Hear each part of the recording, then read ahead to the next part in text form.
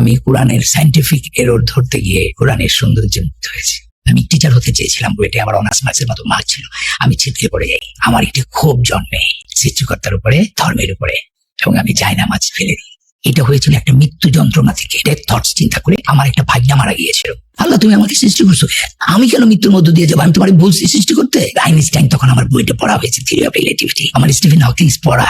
আমি পুরোপুরি একজন এথিস্ট হয়ে গেলাম। আমার বাবা মুসলিম, আমার এনভায়রনমেন্ট মুসলিম, আমার দাদি নামাজ পড়ে, আমার নানা নামাজ পড়ে, তারপরে আমি পালন করি না ইসলামকে। মুসলমান, কি অধিকার আমার? কিন্তু আমি তো কিচ্ছু জানি না। তোমাকে আমি চাইলে তো তোমার আমি আল্লাহরে দেখাই ধরো না যে আল্লাহ আছে, এই কারণে আল্লাহ নাই। তো তুমি কোন জ্ঞানের উপর ভিত্তি করে বলো আল্লাহ নাই? কত জ্ঞানী তুমি? তুমি যতই পণ্ডিত হও, 99 পর্যন্ত করবা, কিন্তু তুমি 100 হবে না। তোমার বিশ্বাস করবেন, এই এক হচ্ছে আল্লাহ। এই এক আমাকে 100 দেবে। যেদিন থেকে এই এককে আমি স্বীকার করেছি, সেদিন থেকে আল্লাহ সুবহানাহু ওয়া তাআলা আমাকে সব দিয়ে দিয়েছেন। সব, এত সম্মান আর কত। মানুষের জন্য ইসলাম এসেছে, শুধু মুসলমানদের জন্য নয়। আমাদের কোরআনে যে 28টা অ্যালফাবেট আছে, প্রত্যেকটা অ্যালফাবেটের একটা রিপ্লেসিং নাম্বার আছে। আল্লাহ এটাকে প্রফেসি নাম্বার বলে। যদি কোরআনের মতো কোরআন আনার জন্য মানুষও যিনি এক যুগে চেষ্টা করে, তবু তারা এর মতো আনতে পারবে না। আল্লাহ কয়, তুই কত বড় ম্যাথমেটিশিয়ান, তুই আমার বলবি? 15 দিন নিজে মাতবুরি করে এই বানাইতে চাইছিলাম। আমি 15 ডেজের দিন অসুস্থ হয়ে গেছি। এইটা মানুষের পক্ষে করা সম্ভব না। সূর্যর কক্ষপথ আছে কিনা সেটা মাত্র ডিসকভার হয়েছে হাবল টেলিস্কোপ আবিষ্কার হওয়ার পর। তাহলে 1400 বছর আগে কিভাবে কোরআনে বলে আল্লাহ সৃষ্টি করেছেন রাত্রি ও দিন ও সূর্য চন্দ্রকে, প্রত্যেকে নিজ নিজ কক্ষপথে বিচরণ করে। আল্লাহ একটা জায়গায় বলছেন, পৃথিবীতে বা ব্যক্তিগত ভাবে তোমাদের যে বিপদ আপদ ঘটে, তার লেখার পূর্বেই তার লেখা হয়। এই জন্য যে তোমরা যা হারিয়েছো তার জন্য বিমর্ষ না হও, আর যা তিনি দিয়েছেন তার জন্য খুশিতে উল্লসিত না হও। আল্লাহ ভালোবাসেন না উদ্ধত অহংকারীকে। মানে পৃথিবীর এমন কোন বই আছে যে বই এমন ভাবে করা হয়েছে, নাম্বারগুলো, অক্ষরগুলো এদিক ওদিক করার কোনো সম্ভাবনা নাই। এটা কোনো মানুষের কাজ না। আমি চ্যালেঞ্জ করছি পৃথিবীর শ্রেষ্ঠ ম্যাথমেটিশিয়ানদের, ইউ কাম টু মি। আমি তোমার সাথে ম্যাথমেটিক্যালি বসতে চাই। কিভাবে একটি কোরআন এত সুন্দর ম্যাথমেটিক্যালি একটা মানুষ কি করতে পারে কিনা, আমি চ্যালেঞ্জ করলাম। Podcast sponsor star connect. Star connect এমন একটা প্ল্যাটফর্ম যেখানে আপনি যাদের সাথে কল্পনা করতে পারেন না যোগাযোগ করার, তাদের সবাইকে আপনি পাচ্ছেন, আমি সহ। এবং আমি শিওর আপনি কমেন্টের ডেসক্রিপশনে যখন আপনি অ্যাপ এবং ওয়েবসাইট ভিজিট করবেন, ইউ উইল বি অ্যামেজড যে এত চমৎকারভাবে সবাইকে এক জায়গায় নিয়ে আসতে পেরেছে স্টার কানেক্ট।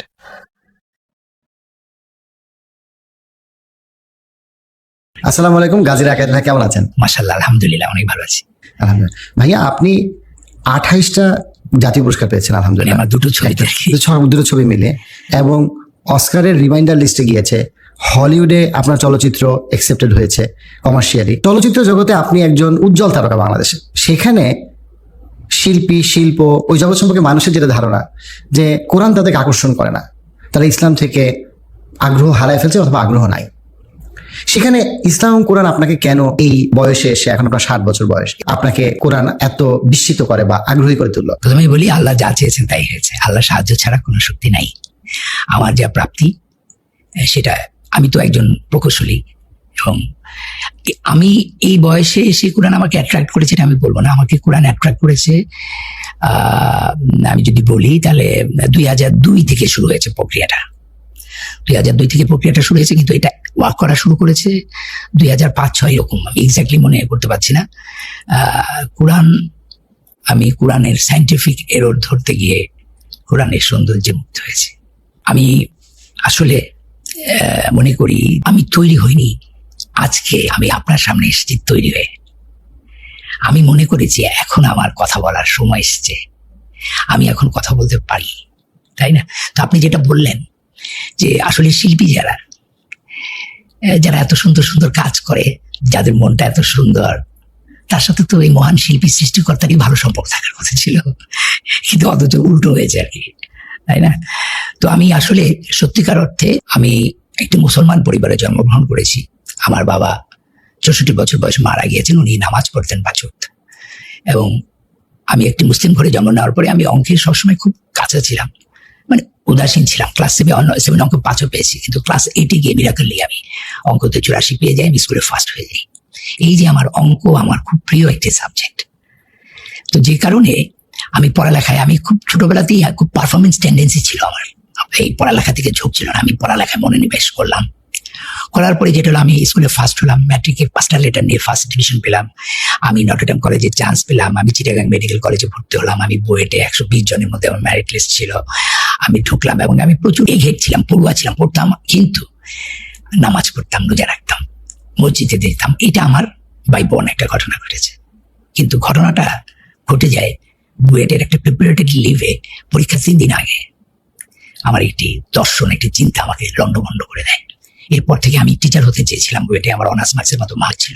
আমি ছিটকে পড়ে যাই এবং আমার একটি ক্ষোভ জন্মে সৃষ্টিকর্তার উপরে, ধর্মের উপরে, এবং আমি যাই নামাজ ফেলে দিই, নামাজ থেকে দূরে সরে যাই, ধর্ম থেকে দূরে সরে যাই। এটা হয়েছিল একটা মৃত্যু যন্ত্রণা থেকে, মৃত্যু ডেথ থটস চিন্তা করে। আমার একটা ভাগ্না মারা গিয়েছিল, তো ব্রেন টিউমারে। রাত্রে হঠাৎ একটা থটস আমার মাথার মধ্যে কাজ করে, সেখান থেকেই যে এই যে আপনি বসে আছি, বর্তমানটাই তো আসল। Just think I am taking breath, এই যে ব্রেথটা নিচ্ছি এটাই হলো আসল। কালকে আমি কি দিয়ে ভাত খেয়েছি? ইলিশ মাছ দিয়ে খেয়েছি না? অস্কারে আমার পুরস্কার পেয়েছি, আমি 20টা জাতীয় পুরস্কার পেয়েছি, কি ছিলাম? It doesn't matter, matter is that I am taking the breath. When the death will come, I am taking the taste of death. কষ্ট, মৃত্যুর যে যন্ত্রণা ছোটবেলা থেকে যা শুনে এসেছি ইমামদের মুখে, মসজিদে, সবার কাছে, ডেড বডি দেখে আমার তখন মাথার মধ্যে ঢুকে গেল, এই অল্প বয়সের একটি ছোট্ট বাচ্চা, তার মাথার মধ্যে ঢুকে গেল এত যন্ত্রণার মধ্যে দিয়ে আমি যাবো কেন? আল্লাহ, তুমি আমাকে সৃষ্টি করছো কেন? অ্যাডাম গন্ধ ফল খাচ্ছে, তাতে আমার কি? আমি কেন মৃত্যুর মধ্য দিয়ে যাবো? আমি তোমাকে বলছি সৃষ্টি করতে। এই যে ফিলোসফিটা, day after day, day after day, আর চারিদিকে নানা, মানে কি বলবো, ধর্ম কিন্তু আমাদের একটা শিক্ষিত মানুষের হাতে। আমি যদি বলি ধর্মের গ্র্যাজুয়েশন লেভেলটা হচ্ছে ইসলাম, তো আপনি যদি গ্র্যাজুয়েট না করে হুট করে ক্লাস 5-এ পড়ে যদি আপনি গ্র্যাজুয়েশনের অঙ্ক করতে বসেন, আপনি পারবেন না। ইসলামকে বুঝতে গেলে, ইসলাম যেই ধর্ম, কোরআনকে বুঝতে গেলে যে জ্ঞানটা দরকার, যে শিক্ষাটা দরকার, সেই শিক্ষাটা ছাড়া যদি ওইটা নিয়ে কেউ নাড়াচাড়া শুরু করে, সে কিন্তু মিসগাইড করবে। তো এই ধরনের মিসগাইডের কারণেই নানা প্রশ্ন আমাকে শুরু করলো। আমার আইনস্টাইন তখন আমার বইটা পড়া হয়েছে, থিওরি অফ রিলেটিভিটি, আমার স্টিফেন হকিংস পড়া, আমি পুরোপুরি একজন এথিস্ট হয়ে গেলাম। আই ডোন্ট বিলিভার, মানে I am don't believe in anything. এবং আমার সাথে একটা সৃষ্টিকর্তার একটা যুদ্ধের মতো হলো যে আমি তোমাকে, তুমি এটুকু ইচ্ছা করলে তুমি আমাকে সৃষ্টি করতে পারো না। I was total out of relation. কিন্তু আমাকে, আমার অসুস্থ হয়ে যাচ্ছিলাম, আমার মানসিক স্বাস্থ্যটা, যেহেতু জীবনে কোনো আনন্দ নাই, হাসি না, আমি একদম একটা ভিন্ন জগতে চলে যাচ্ছি। তখন তো আমার অনেকে ধর্মকর্ম বেশি করে, অনেকে পাগল হয়ে যায়। ওই সময় নাটক আমাকে বাঁচালো। নাটক আমাকে, জীবনটা তো একটা খেলা, আমরা সবাই খেলছি, ও আমাকে আবার একটা খেলার মধ্যে ঢুকাই দিল। আমি নাটক খেললাম, যেটা আমাদের একটা অ্যাবসার্ড নাটক বলে একটা নাটক আছে, সেখানে সবসময় একটা খেলা থাকে। খেলা শুরু করলাম, ভুলতে থাকলাম সেই সত্যটাকে। আর যত অ্যান্টি ইসলাম, অ্যান্টি ধর্মর বিষয় নিয়ে আমি লেখালেখিগুলোর মধ্যে ছিলাম, প্রিয় ছিল আমার অনেকেই। যেমন আমাদের কোনো এক অধ্যাপক বলেছিলেন, আস্তিক আর নাস্তিকের মধ্যে পার্থক্য কি? একটা ছেলে প্রশ্ন করেছিল, তখন সেই অধ্যাপক বলেছিল পার্থক্য একই। কিরকম স্যার? বলে, পৃথিবীতে যদি 200টা ধর্ম থাকে, ধরেন কথার কথা, তাহলে 99টা বাদ দিয়ে আপনি ইসলাম গ্রহণ করবেন। আর যে নাস্তিক, সে 200টা বাদ দিছে, আর যে ধার্মিক, সে 199টা বাদ দিছে। পার্থক্য থাকে। এই ধরনের কথা কিন্তু একজন প্রফেসর যখন ছাত্রদের বলে, তখন এটা খুব দ্রুত প্রোগ্রেট করে, ধাক্কা দেখতে। এখন আমি এটা অ্যান্সার দিচ্ছি। ইসলাম একটা ধর্ম নিরপেক্ষ ধর্ম, সব ধর্মকে ইনক্লুড করেছে ইসলাম। আমাদের আদি থেকে আমরা মাত্র 25 জন রসুলের নাম জানি কোরআনে, তাই না? কিন্তু 1 লাখের উপরে আমি জানি যে পয়গম্বর আসছেন, তাদের আল্লাহ তো উল্লেখ করেন নাই। প্রত্যেকের আলাদা একটা ল্যাঙ্গুয়েজ ছিল। ইসলাম সব কিছুকেই তো ইনক্লুড করেছে। তো ওনার কথাটা ঠিক না? আমি তো মনে করি 200 না, ইসলামের সাথে পার্থক্য অন্য ধর্মের 199টা এক না। বুঝতে পারলাম এরকম মিসলিডিং কনসেপ্ট। যেমন স্টিফেন হকিংস এর বইতে একটা আছে, অগস্টাইন নামে একজন বিখ্যাত আমাদের গবেষক, ম্যাথমেটিশিয়ান বলি বা ফিজিশিয়ান বলি, যারা জ্ঞানী লোক, তারা তো একটু কম কথা বলে, আর শিষ্যরা অনেক বেশি পণ্ডিতি করে আর কি। তো উনি চুপচাপ কাপ করছিল, কোনো কথা বলছে না। তো যেহেতু সে বিলিভার না, তাকে শুনিয়ে তারা রঙ্গ করছেন তার শিষ্যরা। একটা কোর্স এভাবেই আছে স্টিফেন হকিংস এর বইতে, what was God doing before building the universe. একজনকে আরেকজনকে প্রশ্ন করছে, আরেকজন বলছে, I think he was making the hell for those who ask this question. তাহলে এই প্রশ্নটা আমার মধ্যে এসে গেল, what was God doing before building the universe. দেখেন এই ধরনের মিসলিডিং একের পর এক। তো কোনো একদিন আমার বড় সিনিয়র ভাইদের সাথে আড্ডায় আমি বসেছিলাম, এবং সবাই মোহাম্মদ সাল্লাল্লাহু আলাইহি ওয়াসাল্লাম কয়টা বিয়ে করেছে এটা নিয়ে চিন্তিত। হ্যাঁ, না, তো আমিও মজা পাচ্ছি। তো হঠাৎ আমার প্রশ্ন হলো, এই রাকায়েল, তুমি জীবনে এত বই পড়ছো, একটা বই কি পড়ছো? হ্যাঁ, তুমি কোরআনটা জীবনে কোনোদিন পড়ছো? আর আমি না আবানি মোহাম্মদের সবাই সাপোর্ট করে, আমি যাই ব্রাদার্স ইউনিয়ন। মানে আমার প্রবলেমটা হচ্ছে সবাই যেদিকে যায় আমার ভাবনাটা উল্টা দিকে, তাই না? এই যে তারাবির নামাজ পড়ি, এই প্রশ্নগুলো আসা শুরু করলো। তারাবির নামাজ পড়ি 2 ঘন্টা ধরে, হুজুরের পিছনে একটা ওয়ার্ডও বুঝি না মানে কি। সো আমার কাছে মনে হলো যে আমি কোরআনটা আরবি পড়ে গেলাম, তাই না? আল্লাহর বাণী বুঝি বা না বুঝি, ওটা পড়ার মধ্যে তো ওটা শুনলেও কানের আল্লাহর ইবাদত হয়, আর ওটার হয় সেটা আলাদা হিসাব। কিন্তু এটা একটা মেসেজ, 6236টা আয়াত আছে, প্রত্যেকটা আয়াতে একটা বাণী। আমি কোন ল্যাঙ্গুয়েজে, তার চেয়ে বড় কথা মূল বাণীটা তো আমি আগে বুঝবো। তার কারণে যেটা হলো, আমার হঠাৎ করে মনে হলো জাস্ট রিড ইট। আমার মোহাম্মদপুরে ইসলামিয়া লাইব্রেরিতে গেলাম, আমি টকিং অ্যাবাউট 2006-07 এরকম একটা টাইম। ভাই আপনাকে আমাকে একটু অনুবাদ দিবেন একদম বাংলা, খুব ভালো, শুধু বাংলা, আরবি থাকবে না। বলে আছে বিচারপতি হাবিবুর রহমানের, আমাদের জাস্টিস, তিনি তো ওনার একটা, আমি তাই নাকি, আমি শুনেছি উনি কোরআন সূত্র নামে একটা বই ট্রান্সলেট করেছেন। কারণ উনি তো রবীন্দ্রনাথ এক্সপার্ট, শেক্সপিয়ার এক্সপার্ট, ওনার অনুবাদটা অনেকটা নিয়ার টু হতে পারে। এই কোরআনের বইটা নিয়ে আসলাম, খুব সুন্দর অনুবাদ। তো আমি তো কোরআনের সায়েন্টিফিক এরর ধরার জন্য আসলাম, বইটা নিয়ে আসলাম। উজু করি না, 9ম দিন আমি উজু করলাম, আমার ভিতরে একটু ভয় সঞ্চার হলো পড়তে পড়তে। And that was the starting. যে দুটো আয়াত আমাকে আবার মুসলমান করলো। সো আমি জন্মগ্রহণ করেছিলাম মুসলমান হিসাবে, because my father was Muslim, I am a Muslim. এইটা কোনো কাজের কাজ না, আত্মসমর্পণকারী। বরঞ্চ আমাদের পানিশমেন্টটা অন্যদের চেয়ে আরো বেশি হবে, কারণ আমার এত কাছে থাইকেও আমরা ইসলামকে ঠিক মতো পালন করি না। মানে এই যে যারা নিজেদেরকে মুসলমান বইরা মনে করতেছি, ওরা হিন্দু, ওরা খ্রিস্টান, আর আমরা মনে করতেছি আল্লাহ শুধু আমার ধর্মের, আল্লাহ তো সবার, তাই না? আমি মুসলমান, কি অধিকার আমার? কিন্তু আমি তো কিচ্ছু জানি না। আমার বাবা মুসলিম, আমার এনভায়রনমেন্ট মুসলিম, আমার দাদি নামাজ পড়ে, আমার নানা নামাজ পড়ে, তারপরে আমি পালন করি না ইসলামকে। আর যে লোকটা কিছুই জানে না, একটা সনাতনী ধর্মে, অন্য কোনো ধর্মে জন্ম করেছে, ওর তো আমার চেয়ে বেটার অবস্থা হবে, কারণ ওর কাছে এটা, আমি এত কিছু পারবো করি না। এই ধর্মের কোনো ভ্যালু নাই। তো যাই হোক, যে দুটো ধর্ম, যে দুটো আয়াত আমাকে আবার মুসলমান করেছে, সেটা প্রায় 38 years old। আসলে 40 বছরটা খুব গুরুত্বপূর্ণ। আমাদের কোরআনেও কয়েকটা আয়াত আছে, যখন তুমি 40 বছর পৌঁছবে তখন এই করবো। মানে 40 বছরেই কিন্তু নবী আমাদের নবুয়ত হয়েছেন। আমার যে অ্যানিমেল বডিটা, এটা নানা রকম করবে, কিন্তু 40 বছরে এসে তার ভিতরে অনেক কিছু তৈরি হয়, আবার অনেকের হয় না। আমি 38 বছর বয়সে এসে আমার মনে হয়েছে আমি ধরতে পেরেছি। তো আমি ওই দুইটা আয়াত একটু বলতে চাই প্লিজ। একটি আয়াত হচ্ছে সূরা আল হিজরের 26, 27, 28, 29, 30 এই পর্যন্ত আয়াত। আমি আয়াতটা পড়ি। আউযুবিল্লাহি মিনাশ শাইতানির রাজিম, বিসমিল্লাহির রহমানির রহিম। আমি তো ছাঁচে ঢালা শুকনো ঠনঠনে মাটি থেকে মানুষ সৃষ্টি করেছি, এর আগে গরম বাতাসের ভাব থেকে জিন সৃষ্টি করেছি। আমি যখন তাকে সুঠাম করব আর তার দেহে আমার রুহু বা প্রাণ সঞ্চার করব, তখন তোমরা তাকে সিজদা করবে। আদমের কথা বলা হচ্ছে, সেখানে কিন্তু বলা হচ্ছে যখন আমি তাকে সুঠাম করব, তার দেহে আমার রুহু বা প্রাণ সঞ্চার করব, তখন তোমরা তাকে সিজদা করবে। আমি ওই আমার শব্দটা পেয়ে, আমরা একটু সুবিবাদী মানুষটা বিশ্বাস করি আল্লাহ এখানে আছে, ওই আমার শব্দটা আমাকে না বলে, কি বলে আল্লাহ তার নিজের রুহ সঞ্চারিত করেছেন। প্রত্যেকটা কোরআনে করে দেখে আমারটা আছে, এই আমার প্রথম। আর আমি খুব তখন বিবিসি দেখতাম, একটু বলেই নেই যে ইসলামকে, ধর্মকে অস্বীকার করা এক ধরনের সাইন অফ ইন্টেলেকচুয়ালিজম, তাই না? কিছু লোক আছে যারা জ্ঞানের মাধ্যমে অস্বীকার করে, আমি তাদেরকে কিন্তু এক করতে ভালোই বলি, কিন্তু তাদেরকে অনুসরণ করে একটা শ্রেণী আছে যে ওইটাকে ফলো করে, যে আল্লাহকে মানি না, ওইটা একটা জাতি উঠলাম।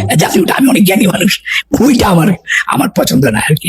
যাই হোক, আমি এইটা পাওয়ার পর আমি বিবিসি আর্টক খুব আমার প্রিয় ছিল। বিবিসি প্রায় কিছু কিছু অনুষ্ঠান দেখতাম। তো একটা অনুষ্ঠানে, সেখানে বিভিন্ন ইউনিভার্সিটির প্রফেসররা যারা এই ধর্মতত্ত্ব নিয়ে সাবজেক্ট, আমি ভুলে গেলাম, তাদের সাবজেক্টটা ছিল ওয়াই ইসলাম ইস এত প্রসার হচ্ছে, কেন ইসলাম গ্রহণ করছে। এইটা বলার পরপরই আমি, সরি ফর মাই ল্যাঙ্গুয়েজ, একজন শ্বেতাঙ্গ উনি বলার পরই একটা শর্ট দেখালেন বিবিসিতে, উনি নামাজ পড়ছেন। তারপরে তাকে প্রশ্ন করা হচ্ছে, why you have taken Islam? তখন উনি বললেন, ওনার পরিচয়টা বললেন, উনি একজন fire worker, high rise building এর ফায়ার ওয়ার্কার। যারা ফায়ার ওয়ার্কার হয় এরা একটু মানব কর্মী হয়, এই মানুষকে খুব ভালোবাসে, এরা মানবতাবাদী মানুষ। তো উনি বললো যে আমি একটা আয়াত পেয়েছি, এই আয়াতের কারণে আমি মুসলমান হয়েছি। কি সেই আয়াত? যে আয়াতটা আমাকেও পাগল করে দিচ্ছে। সেই আয়াতটা হচ্ছে সূরা মাইদার 32 নম্বর আয়াত। ভুল হতে পারি, আল্লাহ মাফ করে দিবে, কিন্তু আমি আয়াতটা বলি, সেটা হচ্ছে আউযুবিল্লাহি মিনাশ শাইতানির রাজিম, বিসমিল্লাহির রহমানির রহিম। এই কারণেই বনি ইসরায়েলের উপর আমি এই বিধান দিলাম যে নরহত্যা বা পৃথিবীতে ধ্বংসাত্মক কার্য করা হেতু ব্যতীত কেউ কাউকে হত্যা করলে সে যেন পৃথিবীর সকল মানুষকে হত্যা করলো। কেউ কারো প্রাণ রক্ষা করলে সে যেন পৃথিবীর সকল মানুষেরই প্রাণ রক্ষা করলো। তাদের কাছে আমার রাসূলরা স্পষ্ট প্রমাণ এনেছিল, কিন্তু অনেকেই সীমা লঙ্ঘনকারী রয়ে গেল। ও মাই আল্লাহ, একটা মানুষকে বাঁচালে সমগ্র মানব জাতির বাঁচানোর সওয়াব পাবে কোনো কষ্ট ছাড়া। একটা মানুষকে হত্যা করলে, মানে যে পৃথিবীকে ধ্বংস করছে তাকে হত্যা করাটা জায়েজ, কিন্তু কোনো যুক্তিযুক্ত কারণ যেটা ধ্বংস করে না, এরকম যদি হয়, আপনি যদি একটা মানুষকে হত্যা করেন তাহলে সমগ্র মানব জাতির হত্যার পানিশমেন্ট আপনি পাবেন। ওই ফায়ার ওয়ার্কার বলতেছে যে একটা মানুষকে বাঁচালে যদি সমগ্র মানব জাতিকে বাঁচানোর সওয়াব পাওয়া যায়, এত বড় আয়াত তো আমি কোনো গ্রন্থে পাই নাই। Why shall I not take this Islam? উনি যখন এটা বলছে তখন ওই আয়াতটা আমার মুখস্থ। আরো অনেক আয়াত আছে, সূরা আহজাবের মোস্ট প্রবাবলি 27 নম্বর আয়াত হবে আমার যতদূর মনে পড়ছে। সেটা বলছেন যে আল্লাহ, পৃথিবীর সমস্ত গাছ যদি কলম হয়, আর এই যে সমুদ্র এর সঙ্গে এই যদি সেই সঙ্গে আরো 7 সমুদ্র যোগ দিয়ে যদি খালি হয়, তবুও তোমরা আল্লাহর গুণাবলী লেখে শেষ করতে পারবে না, কারণ তিনি শক্তিমান তত্ত্বজ্ঞানী। This is my point. শক্তিমান তত্ত্বজ্ঞানী, তিনি সর্বশ্রেষ্ঠ তত্ত্বজ্ঞানী। এই সর্বশ্রেষ্ঠ তত্ত্বজ্ঞানীটা যে কতবার কোরআনে আল্লাহ বলেছেন। মজার ব্যাপার হচ্ছে এই তত্ত্বজ্ঞানী বলার পরপরই উনি একটা অসাধারণ তত্ত্ব দিয়েছেন। সে আয়াতটা কি? আল্লাহ বলতেছেন, তোমাদের সকলের সৃষ্টি ও পুনরুত্থান একটি মাত্র প্রাণীর সৃষ্টি ও পুনরুত্থানের সমান। আর আল্লাহ তো সব দেখেন ও শুনেন, আপনি চিন্তা করতে পারেন। একটি প্রাণীর সৃষ্টি ও পুনরুত্থান তোমাদের সকলের সৃষ্টির ও পুনরুত্থানের সমানে। বিবর্তনবাদের কথা বলতেছে এরা, হ্যাঁ কিনা নাই কোরআনে। যারা ভাই বুঝে না, যার জ্ঞান নাই, তারা উল্টাপাল্টা কথা বলা উচিত না কোরআনকে বাদ দিয়ে। আবারও বলছি, কোরআন অনেক জ্ঞানী গর্ভ একটা বই। আপনি চিন্তা করেন, একটা টিকটিকি যদি পৃথিবীতে থাকে, সেখান থেকে আল্লাহ আবার পুনরায় সৃষ্টি করে নয়। আমার কথা হচ্ছে, আজ পর্যন্ত মানুষ একটা অ্যামিবিয়া সৃষ্টি করতে পারছে? কোনো প্রাণী সৃষ্টি করতে পারছে? মানুষ একটা কণা বালু কণাও সৃষ্টি করতে পারে নাই। He just ডিসকভারার। সে ধুলাবালি বার করে একটা করে নক্ষত্র আবিষ্কার করে আর বলে আল্লাহ নাই, আল্লাহ নাই। ও একটা ধুলাবালি পরিষ্কার করে আবিষ্কার করে। এটা তো সৃষ্টি নয়, হমানি হয়ে যাবে। একটা বালু কণা আল্লাহ বানিয়ে ফেলবেন। তো বলতেছে, আপনি যে কদিন পরে বলবেন আমি মানুষ বানাইছি, এটা বলতে পারে? কারণ আপনি তো ক্লোনিং হয়ে গেছে। আপনি কলম আছে না, গাছের যে কলম হয়, তো এক গাছ থেকে আরেক গাছ জন্ম বানায় পানাটা কি সৃষ্টি করা হলো? আপনি রূপান্তর করলেন, কিন্তু একটা বালু মানুষ সৃষ্টি করতে পারবে না। এই যে আয়াতগুলো দিনে দিনে আমাকে আস্তে আস্তে কোরআনের দিকে আকৃষ্ট করেছে।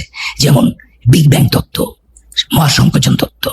বিগ ব্যাং তত্ত্বতে স্পষ্টভাবে সূরা আম্বিয়াতে 32-30 থেকে আয়াতটা শুরু হয়েছে যে আউযুবিল্লাহি মিনাশ শাইতানির রাজিম, বিসমিল্লাহির রহমানির রহিম। অবিশ্বাসী কি ভেবে দেখে না, আকাশ ও পৃথিবী ওতপ্রোতভাবে মিশেছিল, তারপর আমি উভয়কে পৃথক করে দিলাম এবং প্রাণবান সবকিছু পানি থেকে সৃষ্টি করলাম। চিন্তা করছেন? All thing are created from water. এবং আকাশ ও পৃথিবী, আকাশ means a symbol of universe, এই সব কিছু ওতপ্রোতভাবে ছিল, জমেছিল। তাই ওদেরকে বিগ ব্যাং এর মতো করে দিলাম। এবার আমি আসি সূরা আম্বিয়ার 104 নম্বর আয়াত। যেই কথাটা স্টিফেন হকিংসে ওই অগাস্টাইনকে বলা হয়েছিল, সেটার উত্তর আমি এখন আপনাকে দিচ্ছি। সেখানে ওখানে বলা হয়েছিল যে what was God doing before building the universe. সূরা আম্বিয়ার 104 নম্বর আয়াতে আল্লাহ বলছেন, আউযুবিল্লাহি মিনাশ শাইতানির রাজিম, বিসমিল্লাহির রহমানির রহিম। সেদিন আমি আকাশকে গুটিয়ে ফেলবো, যেভাবে লিখিত কাগজ গোটানো হয়। যেভাবে প্রথম সৃষ্টি করেছিলাম সেভাবে পুনরায় সৃষ্টি করব। প্রতিশ্রুতি পালন আমার কর্তব্য, আমার কর্তব্য আমি করবোই। লিখিত কাগজ গোটানো, বুঝতে পারছেন, ব্ল্যাক হোলস এর মাধ্যমে আস্তে আস্তে কিন্তু সবকিছু আবার মহাসংকোচনে। I am talking about Stephen Hawkings. Total আবার একটা জায়গায় চলে আসবে। এই যে পৃথিবীটা যখন, সূর্যটা যখন নিভে যাবে, এটা একটা ব্ল্যাক ম্যাটারে পরিণত হবে। এবং যেটা হয়, এরকম জমতে জমতে জমতে জমতে একসময় মহাবিশ্বের সবগুলোকে সে একত্রে নিয়ে আসবে। তাহলে ওতপ্রোত ভাবে এটা ছিল, আল্লাহ বিগ ব্যাং করলেন, আবার ওইটা আবার আগের জায়গায় চলে গেলেন। কি বলেছেন? আমি তারপর আবার পুনরায় সৃষ্টি করব। তার মানে এক বিগ ব্যাং থেকে মহাসংকোচন, আবার সেই মহাসংকোচন থেকে আবার বিগ ব্যাং, এটাও infinite time. So what was God doing, it is out of question. এটা আমার প্রশ্নই হতে পারে না। এক বিগ ব্যাং থেকে আরেক মহাসংকোচনের টাইমটা আমরা চিন্তা করতে পারি না। কাজেই আমার জ্ঞান, আমি আল্লাহকে বিচার করছি একটা মাত্র পৃথিবী আর এক মানুষ আমার নিজের সাথে তুলনা করে। পৃথিবীতে একটা না, কোরআনের আমি আপনাকে একদম হাত দেখাই দেবো ইনফিনিট অফ পৃথিবী, যে আল্লাহ কিভাবে আমাদের দিয়েছেন। কোরআনটা পড়তে হবে জ্ঞানের সঙ্গে। আমাদের লিমিটেশন বা সংকীর্ণতা দিয়ে আমি আল্লাহর অসীমতাকে বোঝার চেষ্টা করছি। আল্লাহর অলমাইটিনেস নির্ভর করে আপনার নলেজের উপর। আপনি কোর ব্যাং হলে আপনি আল্লাহকে একভাবে দেখবেন, আর আপনি যত জ্ঞান অর্জন করবেন তত ভালো। তো আমার কাছে ওই যে শব্দটা আমার রুহু, এবং আমি আজকে মৃত্যু ভয় ভীত নই। আল্লাহর কাছে দোয়া করি যে আল্লাহ তুমি আমাকে মৃত্যুর ঘুমের মধ্যে আমার মৃত্যুটা দিও। অপারেশন করলে যেরকম টের পাওয়া যায় না, জন্মের সময় যেভাবে টের পাইনি সেভাবে তুমি আমার মৃত্যুটা দিও। আমাকে প্রশান্ত আত্মাদের অধিকারী করো, আমাকে তোমার সৎকর্ম প্রমাণের অন্তর্ভুক্ত করো। এখন আবার আরেকটা সূরা রুমে 30 নম্বর একটা আয়াতের কথা মনে পড়লো। অসাধারণ, যারা আমাকে প্রশ্ন করে তাদেরকে আমি বলছি, যারা বিশ্বাস করে না। আল্লাহ বলতেছেন ওরা কি স্রষ্টাহীন সৃষ্টি? না ওরা নিজেরাই স্রষ্টা? না ওরা আকাশ ও পৃথিবী সৃষ্টি করেছেন? ওরা অবিশ্বাসী। আচ্ছা, আপনি কেন ইমাজিন আমি যাকে মানি না আল্লাহ নাই, তাহলে এই এমনি হয়ে গেল এগুলো সব? এত সুন্দর, জোড়ায় জোড়ায় এত চমৎকার, এমনি হয়ে গেল? হতে পারে এটা? আর আমার জ্ঞান কতটুকু এই মহাবিশ্বে, এই ইনফিনিটি স্টেজে? আর আমি এত বড় জ্ঞানী হয়ে গেছি, আমি তোকে প্রমাণ দিতে পারতেছি না আল্লাহ আছে। আমি নিদর্শন পেয়ে গেছি। আমি এই মানুষটি একটু হলো টের পাচ্ছি আল্লাহর অস্তিত্ব, যেখানে পাউড়ে গেছি। কিন্তু তোমাকে আমি চাইলেও তো তোমার আমি আল্লাহরে দেখাইতে পারবো না যে আল্লাহ আছে। আল্লাহ এই কারণে আল্লাহ নাই। তো তুমি কোন জ্ঞানের উপর ভিত্তি করে বলো আল্লাহ নাই? কত জ্ঞানী তুমি? হ্যাঁ, এমনি এমনি সব এত চমৎকৃত, শৃঙ্খলিত। এত বছর আগে নক্ষত্ররাজি যে অস্তমিত হয়, এই কথা তখন আবিষ্কার হয়েছিল। কক্ষপথ শব্দটি, আমার আরেকটা কথা আমার এখানে উল্লেখ করা দরকার। আমি তখন একটা ডেইলি সোপে অভিনয় করছি। আমার সাথে অপর্ণা ঘোষ বলে একটা মেয়ে আছে, আর আমার খুবই respectable, my best one of the actor Afroza Banu, উনি আছেন। উনি আমার মেবি মায়ের রোল করছিলেন বা এরকম একটা কিছু। তো আমি বলছিলাম যে সূর্যের কক্ষপথ আছে, শুনেন। আমি বলছি সূর্য তার নিজস্ব কক্ষপথে। উনি তখন রিঅ্যাক্ট করলেন, রাখায় সবকিছু তুই পণ্ডিতি করো না। উনি রাইট, শি ইজ রাইট, আমি তার প্রতি শ্রদ্ধা রেখে বলছি সূর্যের কক্ষপথ নাই। পৃথিবী, সূর্য নিজের পৃথিবীর কক্ষপথ আছে সূর্যের চারিদিকে। সূর্যের কিসের কক্ষপথ? আমি তো প্রমাণ দাও। আমার তো ওই জায়গাটা জ্ঞান থেকে গেল। আমার অবস্থাটা দেখে রুমা করে একটা নায়িকা ছিল, ওর বোনকে ফোন করলো। আমার অবস্থাটা দেখে যে রাখে তখন এরকম হয়ে গেল। ওখানে পড়ালেখা হচ্ছে ফিজিক্সের উপরে। ও বলছে আপু এটা আমার কোনো ধারণা নাই। তো আমি চুপ করে আছি, কিছু বলিনি, কারণ আমি তো এখানে ঠেকে গেছি, আমার তো কিছু বলার নাই। আমার একজন বিখ্যাত টিচার আছে নটরডেম কলেজে, আমি যেহেতু নটরডেম কলেজ থেকে পড়েছি, সুশান্ত স্যার, পদার্থবিদ। হ্যাঁ, সুশান্ত স্যারকে ফোন দিয়েছি, বয়স হয়ে গেছে, আল্লাহ জানি না উনি বেঁচে আছেন কিনা। তো স্যারকে বললাম, স্যার আমি কাজী রাখাত বলছি। হ্যাঁ, তোকে আমি চিনি, নাটক দিয়েছি। বলে যে স্যার আমি তো একটা বিপদে পড়ছি স্যার। আপনি এত সুন্দর উনি পড়াতেন, ওনার প্রশ্নের ধরনটা আমাদেরকে এভাবে শিখিয়েছে যে ঠেলা গাড়িকে বলা হলো, তোমরা বাচ্চারা ব্যাখ্যা করো, ঠেলা গাড়িকে বলা হলো এই ঠেলা গাড়ি ঠেলা দাও। ঠেলা দেবো না স্যার, আমি নিউটনের তত্ত্ব শিখছি। কি শিখছস? বলে ঠেলা গাড়ি ঠেলা দিলে নিউটনের তত্ত্ব অনুযায়ী ও আমার ঠেলা দিব, তাহলে তো গাড়ি আগাইবো না, এবার ব্যাখ্যা করো। এরকম ধরনের খুব ক্রিয়েটিভ কোশ্চেন করতো আর কি। তো স্যার আমাদের খুব প্রিয় প্রশান্ত স্যার, পদার্থবিজ্ঞানের। স্যারকে বললাম যে স্যার আমি তো একটা বিপদে পড়ছি স্যার, আমাকে তো এরকম আপনার জাপার সাথে আমার একটা তর্ক হয়েছে, সূর্যের তো কক্ষপথ কি, সূর্যের কি কক্ষপথ আছে? উনি তো একজন কলেজের টিচার, উনি যেটুকু পড়েছেন ওনারও তো একটা সীমা আছে। উনি আমাকে বললেন যে সরি রাখায়, আমিও জানি না এটা যে কক্ষপথ আছে, এটা আমার জ্ঞান নাই। কেমন লাগে? আল্লাহ যে পর্বিত পরম আলীর ঘাড়ে সে ছিল গাছের আরে। আমি হঠাৎ করে আমার লাইব্রেরিতে গিয়ে স্টিফেন হকিংস এর বইটা ঘুরাইতে গিয়া একদম জায়গা মতো গিয়ে পড়লো।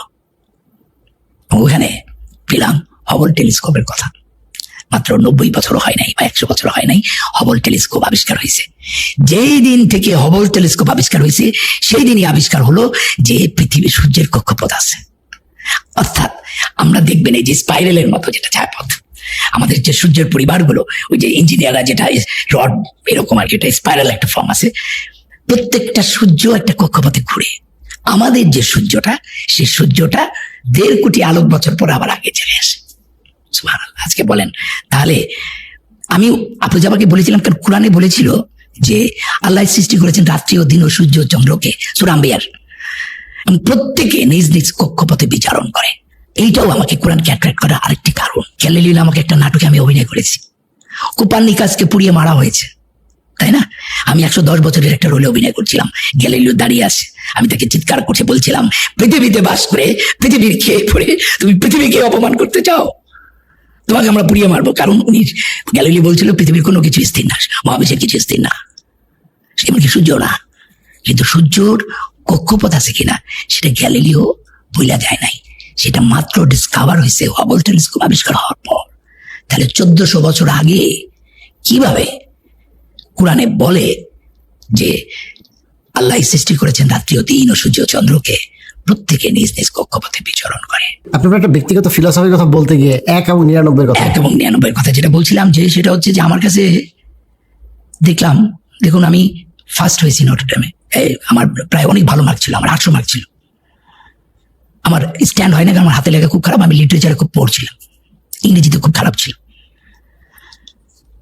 আমি দেখলাম যখন আমি ধর্ম ত্যাগ করেছি বইয়ের থেকে, যেটা আমার গল্পটা আগে বলেছিলাম, এরপরে না আমি একদম সবাই, কিন্তু শেষে গিয়ে আমার কিছু হয় না, আমার সংসারটা ভেঙে গেল, আমার বিজনেস ভেঙে যাচ্ছে, আমি অ্যাওয়ার্ড গরুতে পেতে গিয়েও পাই না, 99 যাই আবার 0 হয়ে যায়। ওই যে একটা কথা আছে, সুমনের একটা গান আছে, পাগল সাপ লুডু খেলছে ভগবানের সাথে, মানে 99 যায় আবার কেটে আসে। সো আপনি 99 পারলেই যে আপনাকে 100 হবে, এই তখন আমার গোলের ফিলোসফিটা আমার মাথার মধ্যে কাজ করলো। ওই লোকটা 99 করে মারা যায়, 100 করতে পারে না, 100 গোল করতে পারে না। সেখানে আমার মনে হইলো যে এই 1 হচ্ছে আল্লাহ, এই 1 আমাকে 100 দিবে। 100 মানে হচ্ছে পিস, শান্তি, 100 মানে হচ্ছে প্রাপ্তি, সব। সো উইদাউট 1 100 হবে না। তুমি যতই পণ্ডিত হোক 99 পর্যন্ত করবা, হ্যাঁ, কিন্তু তুমি 100 হবে না তোমার। এরকম একটা আমার ভাবনা কাজ করা শুরু করলো, কারণ আমার তো খাচ্ছে না কিছুই। বিশ্বাস করবেন, যেদিন থেকে এই একটি আমি স্বীকার করেছি, সেদিন থেকে আল্লাহ সুবহানাহু ওয়া তাআলা আমাকে সব দিয়ে দিয়েছেন, সব। এত সম্মান আর কত। আমি যখন অ্যাওয়ার্ডটা নিচ্ছিলাম ওই সময় প্রাইম মিনিস্টারের হাত থেকে, তখন হুজুর এক ইমাম একটু কোরআনের আয়াত পড়ছিলেন, যে আয়াতটা দিয়ে আমি নামাজ পড়তাম, তখন আমার চোখ ছলছল করে উঠলো। সে আয়াতটা হচ্ছে সূরা নাহলের 98 নম্বর আয়াত, এরকম কাছাকাছি হবে, একটু এদিকে হতে পারে। আউযুবিল্লাহি মিনাশ শাইতানির রাজিম, বিসমিল্লাহির রহমানির রহিম। বিশ্বাসী হয়ে পুরুষ ও নারীর মধ্যে যে কেউ সৎকর্ম করবে, তাকে আমি আনন্দপূর্ণ জীবন দান করব, তাদের কর্মে শ্রেষ্ঠ পুরস্কার তাদেরকে দান করব। এটা উনি পাঠ করলেন, আমার চোখে টপ টপ করে ইমোশনাল হয়ে গেলাম আমি। উনি এত সুন্দর জায়গাটা সিলেক্ট করলেন এই জাতীয় পুরস্কারের অনুষ্ঠানে, বাহ, দারুণ।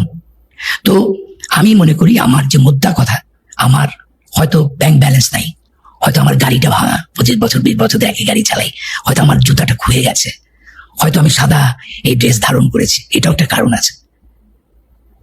এখন এটা এক ধরনের, যে হজে গেলে সাদা কাফনের কাপড় পরে, যেরকম আমি যেদিন তার কাছে সারেন্ডার করেছি পুরোপুরি, সেদিন থেকে আমি সাদা পরি। আর এটা কিন্তু সাদা না, it's a combination of 7 colours, 7টা রং এটার মধ্যে আছে। সাদা খুব প্রিয় আল্লাহর না? তো আমার কাছে মনে হয়েছে, আমি যেটা বলে যাই, যে বিশ্বাসী হয়ে যে সৎকর্ম করবে, তার হয়তো প্রাচুর্য হবে না, কিন্তু প্রাচুর্য হলে কি সুখী হওয়া যায়? অ্যাপার্টমেন্ট, ঝকঝকে অ্যাপার্টমেন্টের চেয়েও একজন রিক্সা চালক অনেক সুখে আছে, কারণ আপনি একজন মনোবিজ্ঞানী, আপনি জানেন যে আসলে শান্তিটা মনের। তো আমার কাছে যেটা মনে হয়েছে, আর কত সম্মান দিবে আল্লাহ আমাকে, নুয়ে পড়ছি। তবে অবাক হচ্ছি, ইদানিং আমার বিশ্বাসটা হয়েছিল হয়তো 0.11%, আস্তে আস্তে আস্তে আস্তে কোরআন পড়ে পড়ে পড়ে পড়ে প্রতি বছর লেয়ার টু লেয়ারে যেতে যেতে যেতে যেতে যেতে যেতে এখন আমার বিশ্বাসটা আস্তে আস্তে বাড়ছে।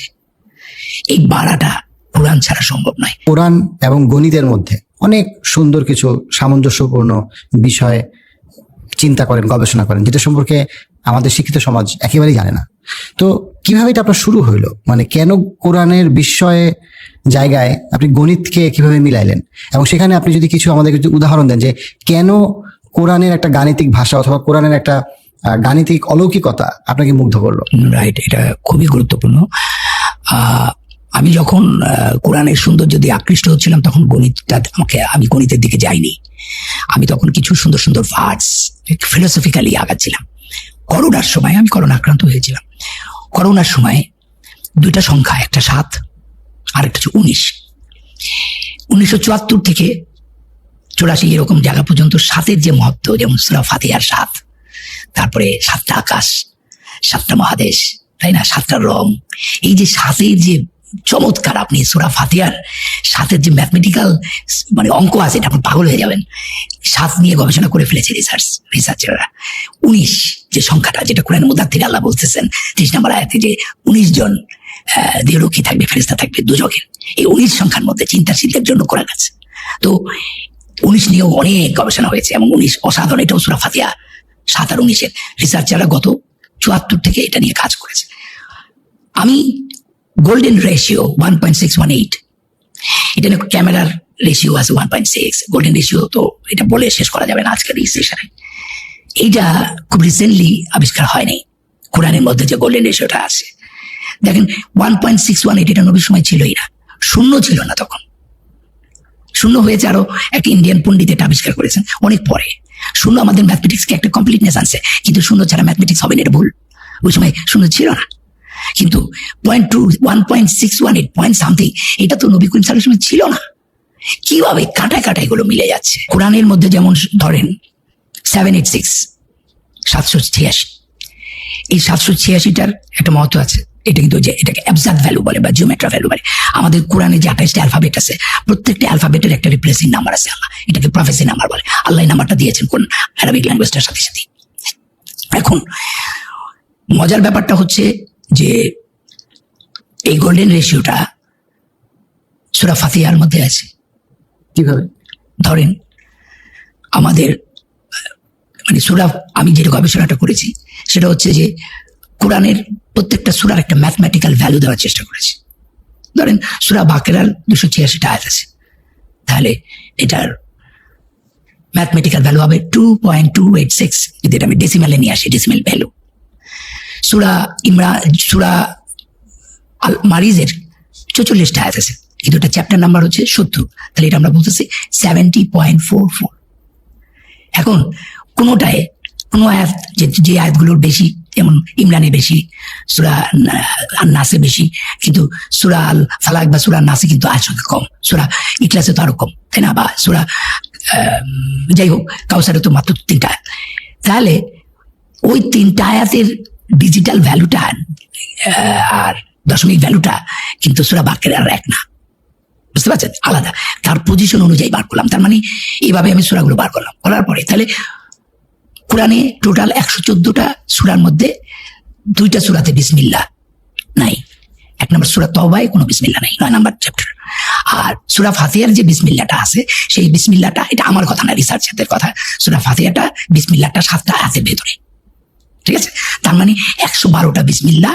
আর সূরা ফাতিহার বিসমিল্লাহটা ধরলে পুরা কোরআনে আয়াত সংখ্যা হচ্ছে 6234টা। তার সঙ্গে আপনি যদি 12 যোগ করেন তাহলে এটা হবে 6348। এটা হচ্ছে টোটাল আয়াত সংখ্যা। এখন প্রত্যেকটা সূরার আগে যে বিসমিল্লাহর আগে কোনো নাম্বার নাই, কিন্তু প্রত্যেকটা কোরআনের প্রত্যেকটা ভার্সের আগে নাম্বার আছে। তাহলে সূরা বাকরার 255 নম্বর আয়াতুল কুরসির যে দশমিক ভ্যালু, আর সূরা ফাতিহার আরেকটা আয়াতের দশমিক ভ্যালুর মধ্যে পার্থক্য আছে, কারণ এটা 1.6। এখন বিসমিল্লাহ যেহেতু নাই, তাহলে জান নাই, তার তো একটা অ্যাভারেজ ভ্যালু করা উচিত, তাই না। আপনি দেখেন 114কে আপনি যদি 6348 দিয়ে ভাগ দেন, আপনি ভাগফলটা পাবেন 0.01799 সামথিং, মানে এটা অ্যাভারেজ করলে হয় 0.018 বিসমিল্লাহর ভ্যালু। এখন সূরা ফাতিহার মধ্যে বিসমিল্লাহ একটা ঢুকে আছে, তাহলে প্রত্যেক বিসমিল্লাহর দশমিক ভ্যালু যদি 0.018 হয়, তাহলে এইটারও তো তাই হবে, এটা তো আলাদা হবে না। তাহলে এইটা বাদে থাকে কয়টা? 6টা। তাহলে সূরা ফাতিহার মান কত? 1.6। এই 1.6 কিন্তু আসল গোল্ডেন রেশিও। কারণ হচ্ছে, আমি আস্তে আস্তে এটা পড়ে 1.6, এই 1.6 এর সাথে এবারও বিসমিল্লাহর ভ্যালুটা যোগ করেন, 1.018 কত হয়? 1.618। এবং সূরা আল মারিজের 70 নম্বর চ্যাপ্টার, কিন্তু সেখানে কয়টা আয়াত আছে? 44টা। ইন্টারেস্টিংলি সূরা মারিজের পর 44টা সূরা আছে, সুবহানাল্লাহ। আপনি দেখেন, এমন একটা সূরা, আমাদের নাভিটা, যে বেলি বাটন, এটা আমার বডির গোল্ডেন সেন্টার, কাবা আমাদের পৃথিবীর গোল্ডেন সেন্টার, এবং কোরআনের কোল্ড সেন্টার হচ্ছে সুরাল মারিজ, সূরা মাআরিজ। সুরাল মারিজ, সেখানে 70 এবং সেটার ভ্যালু হওয়ার কথা ছিল 70.44 এবং 70.44 এটার সাথে যদি আবার একটা বিসমিল্লাহ আছে ওটা যোগ করেন 0.018, তাহলে ওটা যোগ করার পর 70.45 সামথিং পাবেন। 114কে 70.45 দিয়ে ভাগ দেন, দেখবেন 1.618 হচ্ছে। সো এরকম যেমন আমি রিসার্চারদের সাথে, রিসার্চার এগুলো তো বাংলাদেশের রিসার্চারটা কম হয়েছে, সিরিয়া, জর্ডান এবং এগুলো হয়েছে। আমার কাছে একটা সফটওয়্যার আছে, এটা সিরিয়ার এক ইঞ্জিনিয়ার। আমি শুধু এটুকুই আমি আপনাকে বলি, ম্যাথমেটিশিয়ানস আর একটা ইঞ্জিনিয়ারের মধ্যে পার্থক্য আছে। ইঞ্জিনিয়াররা ম্যাথমেটিক্সটা রেগুলার প্র্যাকটিস করে, আর ম্যাথমেটিশিয়ানরা হলো তাত্ত্বিক। সো ইঞ্জিনিয়াররা, আমি যেহেতু ইঞ্জিনিয়ার, আমি কিন্তু 0.05 থেকে শুরু করে এগুলি নিয়েই আসি সবসময়। কাবার 4টা ডাইমেনশন আমার মুখস্থ, কাবা ঘরের কোন ডাইমেনশন আল্লাহ আমাকে এখনো নেয়নি, ইনশাল্লাহ যাবো, কিন্তু কাবা ঘরের হাইট ডাইমেনশন সব আমার মুখস্থ। আমি বলি কাবার এক সাইডের ডাইমেনশন হচ্ছে যেটা সামনে, যেটাকে হিজার স্মাইল বলে, তাই না, যে হিজার স্মাইল যেটা সার্কেল, সেমি সার্কেল, ওই ডাইমেনশনটা হচ্ছে 9.9 মিটার। তার ডান পাশে যেটা হিজার স্মাইলের, সেটার মাপ হচ্ছে 12.04 মিটার, আর তার বাম পাশেটা হচ্ছে 11.68, আরেকটা হচ্ছে 10.18। তাহলে আপনি যদি কাবাকে বর্গাকৃতি বলেন তাহলে কিন্তু ভুল।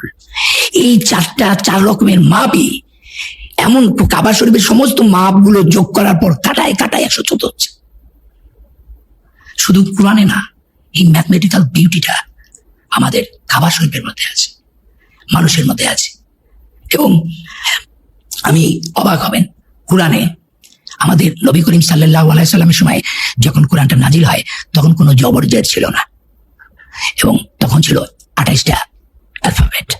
এবং পুরা কোরআনে, মানে এটা আমি নই, এটা রিসার্চ করে সফটওয়্যার এখন এটা পাওয়া যায়, বের করা হয়েছে, 3,25,384টা লেটার্স, আর শব্দ আছে 87,530টা। আমার রিসার্চে বলে 87,529টা, রাসূল তার সাথে আমি একটা মিল পেয়েছি।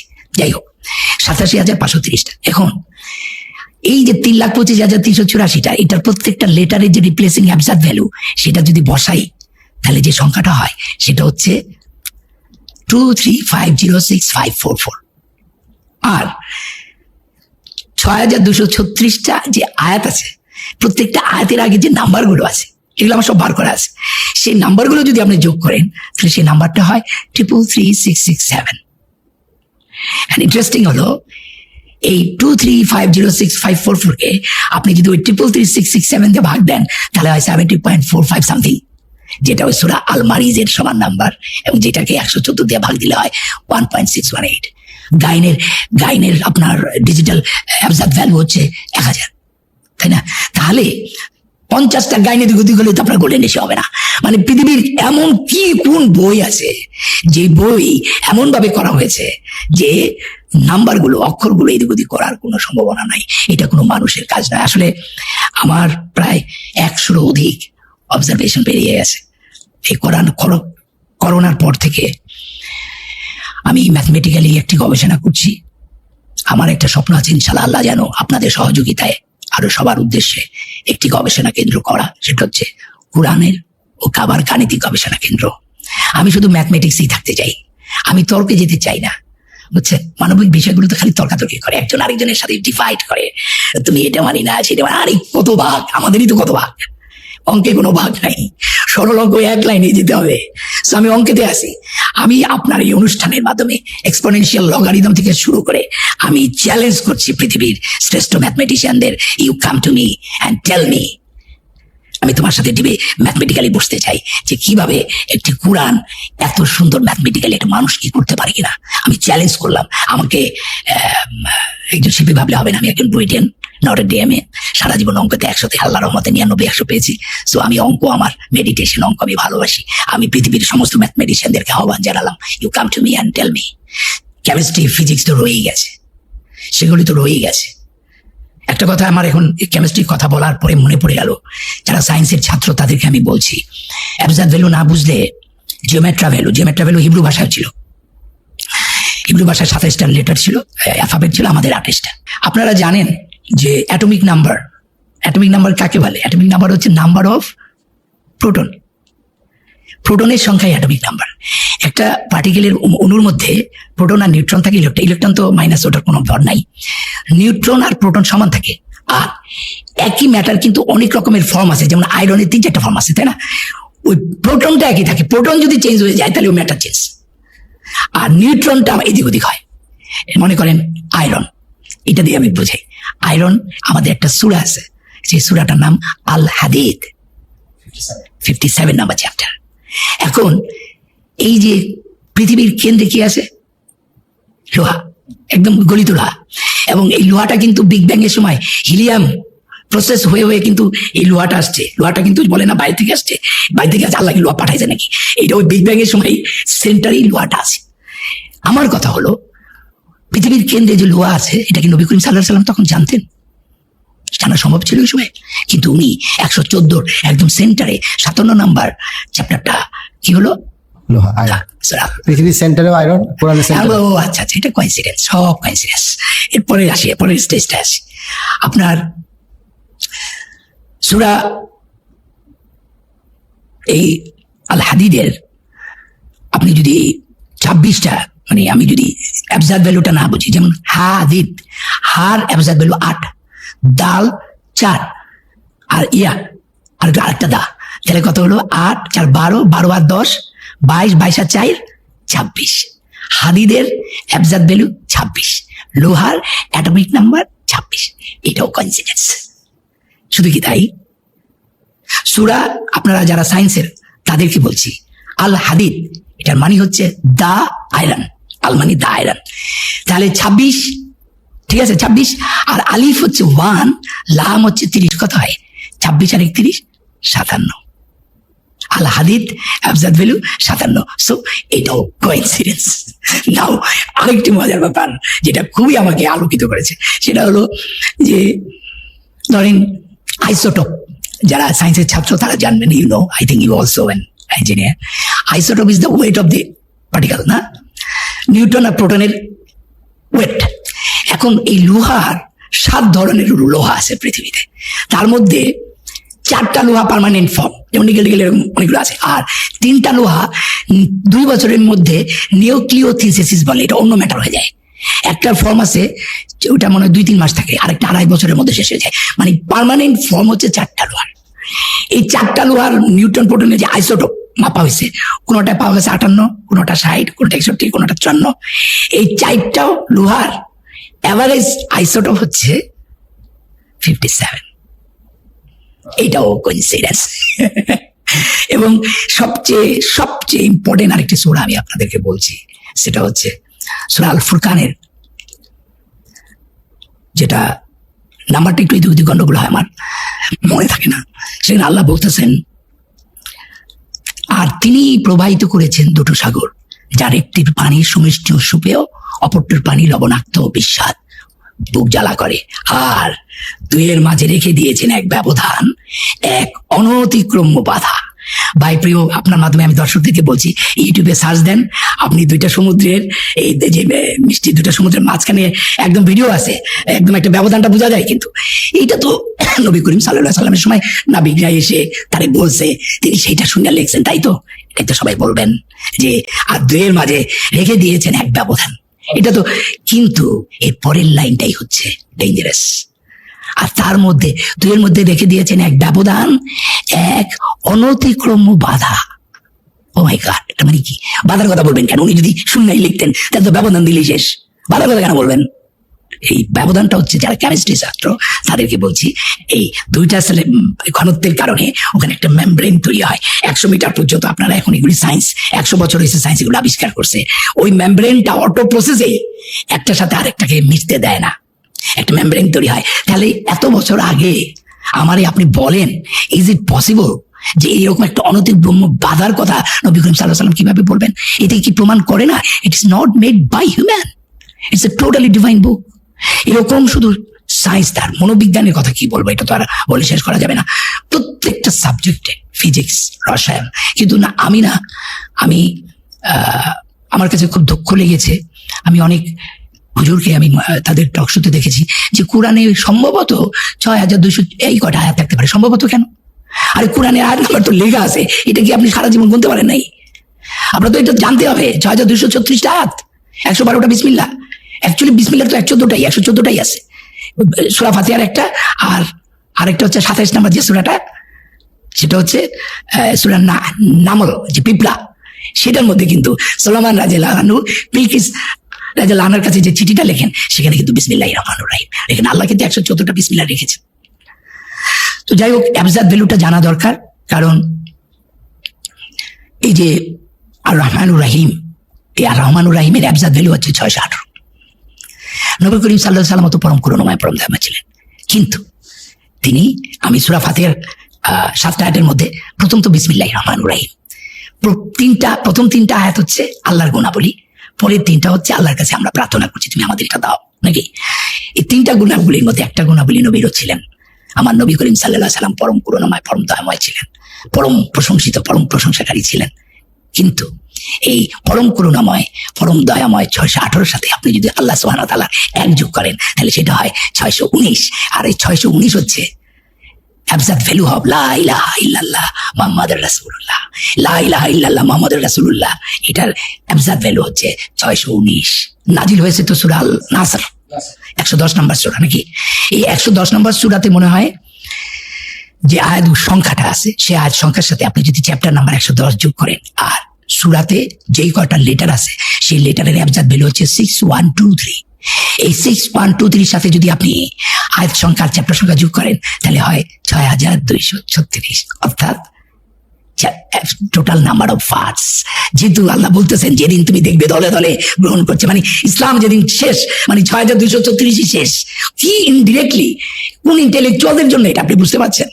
এবং বলেছে যে তোমরা যদি পারো আমার মতো একটা সূরা অন্তত আনো। আউযুবিল্লাহি মিনাশ শাইতানির রাজিম, বিসমিল্লাহ, একটা আয়াত বলতেছি, বলো যে কোরআনের মতো কোরআন আনার জন্য, এটাকে চ্যালেঞ্জ বাস বলা হয়, বলো যদি কোরআনের মতো কোরআন আনার জন্য মানুষও যিনি এক যুগে চেষ্টা করে, তবু তারা এর মতো আনতে পারবে না। একটা সূরা আনতে বলছে, কিন্তু সেই আনাটা মানে কি, একটা যে কোনো একটা লোক এসে বললো কি, এই যে দেখেন আমার কাছে একটা সূরা নাজিল হয়েছে, লাভ লাভ লাভ লাভ। আল্লাহ কি এটা বুঝাইছে? ওই সূরাটার মধ্যে যে ম্যাথমেটিক্যাল, যে স্ট্রাকচারাল, যেই ভাষাগত যে জায়গাটা আছে, ওটা কোনো মানুষের পক্ষে করা সম্ভব না। এই কারণেই বলছে তুমি আমার মতো আরেকটা সূরা তুমি আনতে পারবে না। তাহলে এটা বুঝতে গেলে ভাই আপনার কোরআনের ম্যাথমেটিক্যাল ল্যাঙ্গুয়েজ বুঝতে হবে। পুরা কোরআনটা ম্যাথমেটিক্যাল ল্যাঙ্গুয়েজের উপর, এবং সেটা আল্লাহ এমন ভাবে করেছেন যাতে এটা কেউ পরিবর্তন করতে পারে না। এবং আপনি, আমার এক বন্ধু, ও মক্কা থেকে ঘুরে আসার পর, ও একজন আর্কিটেক্ট, এবং সে খুব ইমানদার, নামাজি, অনেক বড় আর্কিটেক্ট, নাম বলি। তো ওর সঙ্গে এক সময় কথা বলতে বললেন যে নবী করিম সাল্লাল্লাহু আলাইহি ওয়াসাল্লাম কোরআনটা নাজিল করে যাওয়ার পর সূরাগুলো এদিক ওদিক করেছেন পরে খলিফারা, মানে এটাকে এদিক ওদিক করে নাকি কোরআনটাকে করা হয়েছে। আমি বললাম নো, এই পৃথিবীতে প্রথম হাফেজ হচ্ছেন আমাদের নবী করিম সাল্লাল্লাহু আলাইহি ওয়াসাল্লাম। জিবরাইল আলাইহিস সালাম তাকে মুখস্থ করে পুরো কোরআনটা, পুরো সিরিয়ালি, এই কোরআনটা উনি হযরত আবু বকর রাদিয়াল্লাহু আনহুকে দিয়ে গেছেন। সে হযরত আবু বকর, এটা হযরত উমর রাদিয়াল্লাহু আনহুকে দিয়ে গেছেন। হাফসা রাদিয়াল্লাহু আনহা ছিলেন সবচেয়ে জ্ঞানী এবং আরেকজন হাফেজা, তাই না?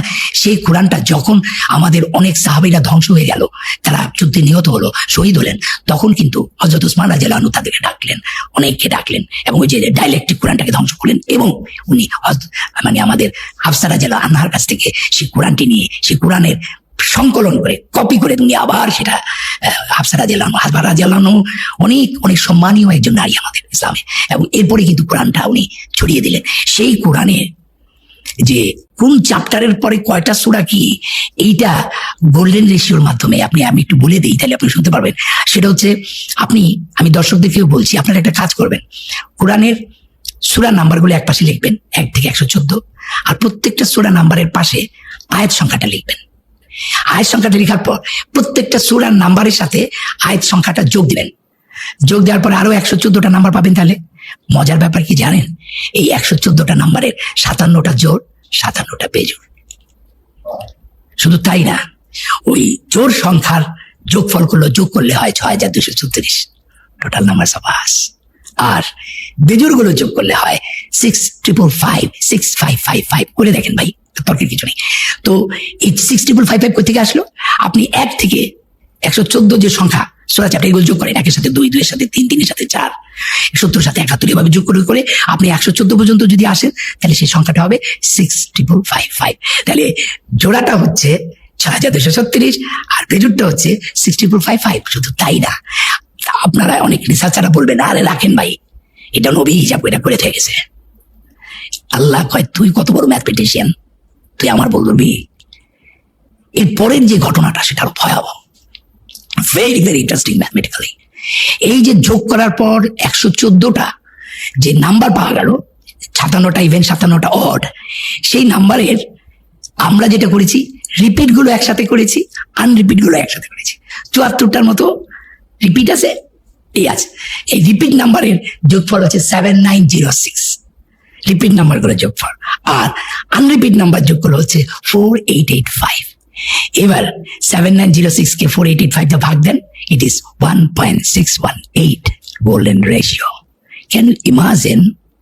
আপনি চ্যাপ্টার আর ভ্যাস নাম্বারকে যোগ করার পর রিপিট আনরিপিট করে আলাদা করবেন, তারপর রিপিট নাম্বার গুলোকে আনরিপিট নাম্বার দিয়ে ভাগ দেওয়ার পর গোল্ডেন রেশিও হবে।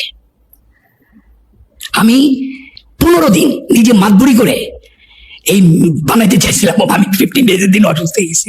এইটা মানুষের পক্ষে করা সম্ভব না। তার মানে আমি বলতে চাই কোরআনের প্রথম থেকে শেষ পর্যন্ত যেভাবে সাজানো আছে, কোনটার পরে কোনটা আয়াত হবে, কোনটার পরে কোনটা না হবে, এইটা কিন্তু সত্যিকার অর্থে নবী করিম সাল্লাল্লাহু আলাইহি সাল্লাম আল্লাহ জিবরাইল আলাইহিস সালামের মাধ্যমে কমপ্লিট করে নিয়েছেন। কোরআনের একটি জিনিস এদিক থেকে ওদিক করার কোনো স্কোপ নাই, এবং আল্লাহ বলেছেন পিছন দিক থেকে সামনের দিক থেকে কোনো দিক থেকে এটাকে কেউ পরিবর্তন করতে পারবে না। আমি মাত্র আপনাদের 200-100 ম্যাথমেটিক্যাল অবজারভেশনের মাত্র 2-3টা শেয়ার করলাম। আমি এই কারণে বলছি এটা এক প্রোগ্রামে হবে না। আমি চ্যালেঞ্জ করছি ম্যাথমেটিশিয়ানদের, আপনি এক্সপোনেনশিয়াল লগারিদম নিয়ে আসবো আমি আপনাকে, আমি দেখাবো এটা মানুষের কাজ নয়। সো কোরআন আমার কাছে যেটা মনে হয় খুব ধীরে স্থির ভাবে, অর্থপূর্ণ ভাবে, সুন্দর ভাবে বুঝতে হবে আর কি। আপনি খুব সুন্দর উপস্থাপনা করেন। আপনি যদি কোরআনের কোনো একটা অংশ উপস্থাপনা করতেন যেটা আপনার খুব, আমি সূরা ফাতিহাটা বাংলা এত দ্রুত বলতে পারবো, আপনি এত দ্রুত আরবিতে বলতে পারবেন না। আমি একটু বলি তাহলে আসবে না। সমস্ত বিশ্ব জগতে পালকালের যিনি পরম করুণা পর বিচারদিন মার্গাম তোমার প্রসঙ্গে তোমার সাহায্য প্রতিমানকে চালিত করে শাসিত তাদের পথে যাতে তোমার দান করেছে, যা তোমার শক্তি দানের কথা বলছিলাম। আল্লাহু আকবার। Does it mean what you are doing? ধুমধাম কি আওয়াজ করছি এগুলো, মানি আছে কোনো? কিন্তু সূরা ফাতিহার অনুবাদটা কি? চোখে জল চলে আসে। আমি যদি বলি বিতাড়িত শয়তানের প্রচারণা হতে আল্লাহ তাআলার কাছে আশ্রয় প্রার্থনা করছি, পরম করুণাময় পরম দয়াময় আল্লাহর নামে। সমস্ত প্রশংসা বিশ্ব জগতের প্রতিপালক আল্লাহরই, যিনি পরম করুণাময় পরম দয়াময় বিচার দিনের মালিক। আমরা তোমারই উপাসনা করি, তোমারই সাহায্য প্রার্থনা করি। তুমি আমাদেরকে চালিত করো সঠিক পথে, তাদের পথে যাদেরকে তুমি অনুগ্রহ দান করেছ, যারা তোমার রোষে পতিত হয়নি, পথভ্রষ্ট হয়নি। আমিন। আলহামদুলিল্লাহ। আউযু বিল্লাহি মিনাশ শাইতানির রাজিম। বিসমিল্লাহির রহমানির রহিম।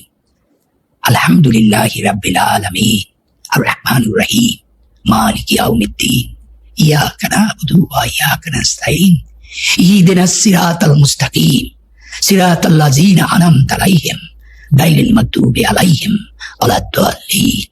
কি সুন্দর! আমি এখন যেটা আরবিতে পড়লাম আমি প্রত্যেকটা ওয়ার্ড বুঝি, যে কারণে আমি এটা কি, এবং দেখেন সূরা ফাতিহাটা আমার দিয়ে বলা আছে, আমি নাই কোনো। আমার মানে হচ্ছে আমি আল্লাহর নবীর উম্মত হিসাবে সমগ্র মুসলমানদের প্রতিনিধিত্ব করে কিন্তু মুসলমানদের হয়ে কিন্তু আল্লাহর কাছে প্রার্থনা করছি। সো সূরা ফাতিহাটা যদি না বুঝি, আমি আমার যেটা মনে হয় ভালো অনুবাদগুলো মুখস্থ করা উচিত। যেমন অনেককে আমি দেখেছি, আমি তো মসজিদে নামাজ পড়ি, জুমা নামাজ পড়ি, আয়াতটা বলার পরে তারপর তার মতো করে সে অনুবাদটা বলে, এতে করে অনেক তথ্য ছুটে যায়, অনেক দ্যুতি নষ্ট হয়ে যায়। আমি সংলাপের আমাদের যে অভিনয় করি না, সংলাপের দ্যুতিটা নষ্ট। আমি একটা উদাহরণ দিই তাহলে বুঝতে পারবেন। আমার গোল নাটকের একটা সংলাপ আমি বলছি। বলতেছে এক বিধবা, হিন্দু বিধবা, আগের দিনে নিয়ম আসছিল স্বামীরা যখন মারা যাইতো স্বামীকে চিতার লোকে বউ আগুনে চাপ দিতে হইতো। এই নিয়মই ভালো ছিল, সারা জীবন আগুনে পুরা চাইতে একদিনে চিতার আগুনে পুরা অনেক ভালো। এই যে এটার মধ্যে একটা পোয়েট্রি আছে, এটার মধ্যে একটা দ্যুতি আছে সংলাপে, সেই দ্যুতিটা যদি আমি একটু বানাই বুনাই এদিক করি তাহলে কিন্তু দ্যুতিটা নষ্ট হয়ে যাবে।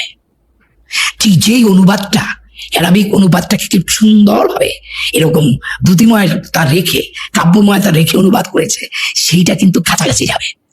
তাহলে আমার অনুরোধ থাকবে যারা হাফেজ তারা, আমি অনেকে বলেছি যে সে সুর ছাড়া বলতে পারে না, সুরে সুরে মুখস্থ করছে আলহামদুলিল্লাহি রাব্বিল আলামিন। আমি কিভাবে বলতে পারি না নামাজটা? আমাকে সবাইকে কিভাবেই বলতে হবে আলহামদুলিল্লাহ রাব্বিল আলামিন। আরে অনেক সময় তো আল্লাহ ধমকের সুরে কথা বলছেন, আর কখনো কখনো আল্লাহ সবসময় তো সুর দিয়ে একই সুরে করলে হবে না। হবে না তো, তাহলে আপনি যখন বলবেন যে কুল হু আল্লাহু আহাদ, আল্লাহ বলো, কুল মানে এটা এক ধরনের শপথ করতে বলছে, শপথ কর আমার সাথে, তুই বলো। এটা এক ধরনের ওই যে আমরা স্কুলে শপথ করি না, শপথ, সূরা আল কাফিরুন, তাই না? বলো হে আমরা মানে অবিশ্বাসী। আমি এই সূরাটা আমার এখন কাছে ইনজাস্টিস মনে হয়, কেন এটা দিয়ে নামাজ পড়বো? কিন্তু আসলে কিন্তু এই আল্লাহ এটা দিয়া শপথ করাচ্ছে যাতে তোর ভিতরে এই ধর্ম এইটা জিনিসটা কালটা ক্লিয়ার হয়। সেই কুলের অনেক রকমের ব্যাখ্যা আছে। আমার কাছে যেটা মনে হয় অর্থ না বুঝে কোনো কিছু করা উচিত। আমি সূরা কাহফের খুব গুরুত্বপূর্ণ একটি জায়গা আপনি, এবং নামাজ কিন্তু একটা পারফরমেন্স, এটা বুঝতে হবে। Sometimes Allah is telling, you are listening, and sometimes you are telling, Allah is listening. And আত্তাহিয়াতু তাহাজ্জুদ এটা পুরাটাই তো একটা কনভারসেশন, তাই না? আমি নামাজ পড়ার সময় দোয়া করি যে আল্লাহ তাশাহুদের মাধ্যমে তুমি নবী করিম সাল্লাল্লাহু আলাইহি সাল্লামকে রহমত, বরকত ও শান্তি দান করেছো, এবং সেই তাশাহুদে সে আবার তার উম্মতকে রেফার করেছে। সেই রেফার অনুযায়ী তুমি তোমার রহমত, বরকত ও সালাম আমার এই সালাম ফিরানোর মাধ্যমে পৃথিবীর সমস্ত আমার যা আছে মুসলমান বিশ্বাসী অবশ্যই প্রাণীকুল সবার কাছে পৌঁছে দাও। এটাই হচ্ছে উম্মতের, মুহাম্মদ সাল্লাল্লাহু আলাইহি সাল্লামের উম্মতের আসল জায়গা। যে আজকে কিন্তু আমাদের নবী করিম সাল্লাল্লাহু আলাইহি সাল্লাম কিন্তু মানে মারা তো যান নাই।